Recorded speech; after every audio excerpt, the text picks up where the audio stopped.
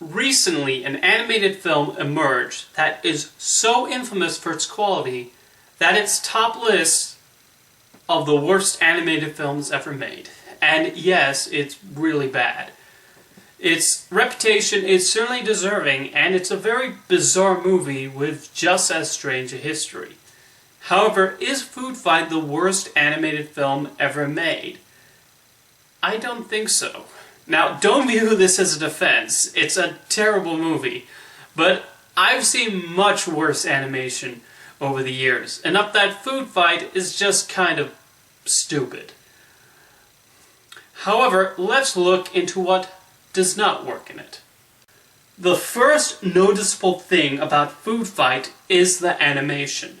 Now, in their defense, the entire film was stolen at one point in production. However, that does not excuse the stilted animation that the final product showcased. The characters are so stale, barely moving their facial expressions, and they jiggle their arms in ways that even a robot would find unconvincing. Even the lip syncing is completely off. That's not even getting into the backgrounds, which are not only poorly rendered, but the use of color is distracting and all over the place. Even the more rubbery characters, like this rat, seem to be limited in how much they can move. The female love interest, Sunshine Goodness, is especially weirdly animated, since at no point does she actually look anybody in the eyes. There was a point where I almost wondered if she was supposed to be blind. You might think this is a case of an incompetent animation team working on this project, but since working on Foodfight, the animators have gotten hired at major animation studios elsewhere in Hollywood. The credited animation supervisor is actually currently working at DreamWorks, where he did layouts for the likes of Rise of the Guardians and How to Train Your Dragon.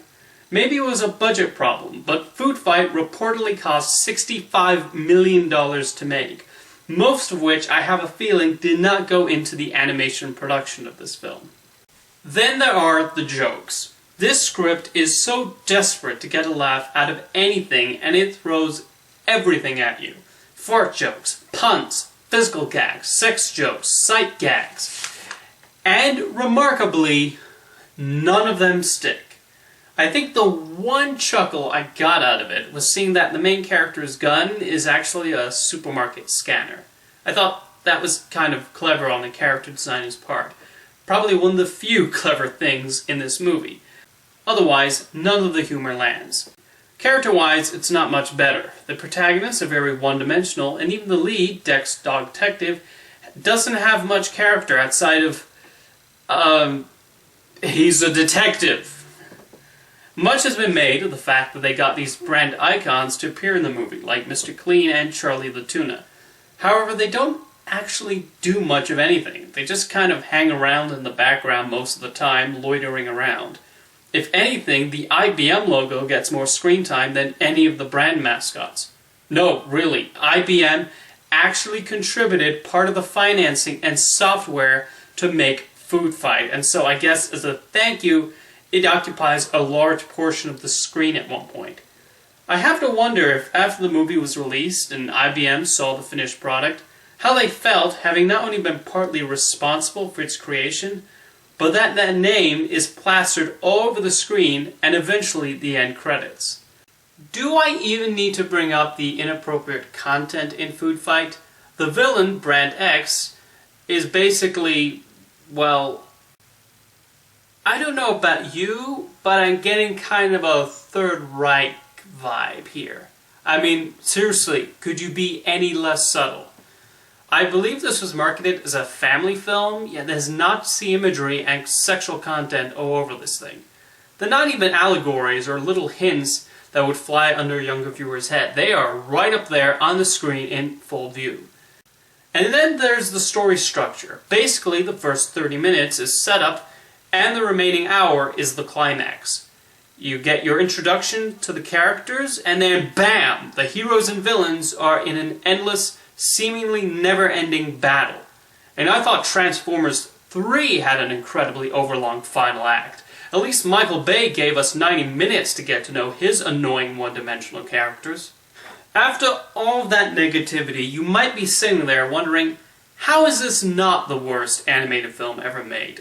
Well, I'll explain. I've seen my fair number of terrible animated films. One that, like Foodfight, have awful animation, one-dimensional characters, no sense of story structure, and a stale sense of humor. However, what Foodfight has above, say, The Happy Cricket, or Troll in Central Park, or Felix the Cat in the Movie, or Happily Never After, is that its concept is actually pretty great.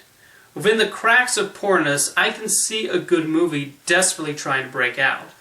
If I was hired to rework those other films I mentioned, my advice would basically be we need to completely undo everything and start from scratch. New story, new concept, everything must go.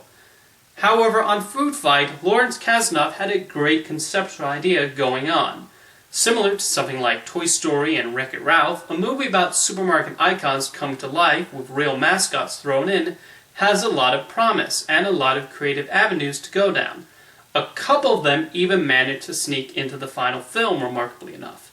Each icon, for example, lives in the appropriate place in the supermarket aisles. Like an ice cream mascot is a penguin who resides in a very Antarctica-like freezer section. And the fear of being recalled is not a bad concept, and the notion of a really terrible food brand hogging the aisles could have brought in a theme of how junk food seems to overwhelm the supermarket, especially ones that saturate their foods with so much chemicals the ingredients list reads like a laboratory experiment concocted by Dr. Frankenstein. Sadly, the film did not take full advantage of its concept, and so we got this mess that resulted. However, if I'm able to find the little things that could have improved the final product, it's not the worst animated film ever made. And the voice acting is pretty solid too. It's impressive the talent they managed to get for this project, but then again, Foodfight was being talked about in publications like the New York and Los Angeles Times. Charlie Sheen is decent as Dex, and even Longoria seems to be having a ball of a time voicing the main villain. Jeff Bennett also succeeds in giving his best Tim Curry impression.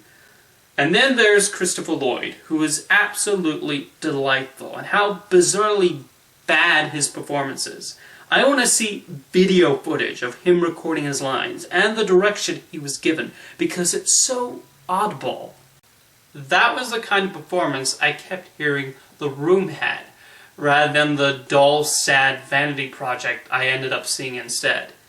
That's a performance up there with Jeremy Irons in Dungeons & Dragons, where it's so wacky and out there, you just cannot help but wonder how such a reputable actor gave it. But he did, and I am thankful for it. So yes, Foodfight. It's bad. It's awful. But there was a little teeny bit of promise. In fact, just recently it was announced that Threshold Animation would make a Tetris movie. And I actually think it has the potential to work. But not because of Foodfight. When this news was revealed, there was a lot of talk about how the animation company behind Foodfight would make it and that it was guaranteed to be terrible.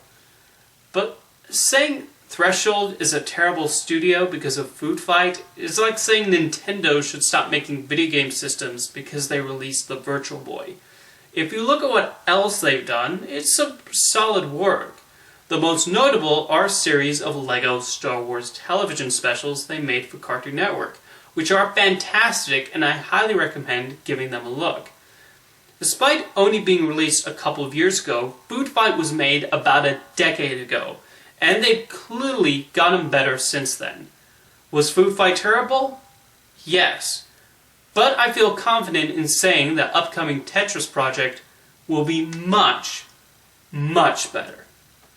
See you next time.